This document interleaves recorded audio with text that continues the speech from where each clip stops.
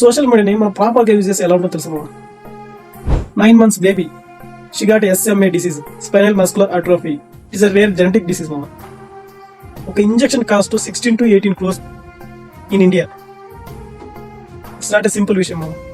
మన తెలుగు వాళ్ళు అనుకుంటే సాధించేది ఏమీ లేదు మామ. నియర్లీ 9 crores మెంబర్స్ ఉన్నారు మన తెలుగు వాళ్ళు.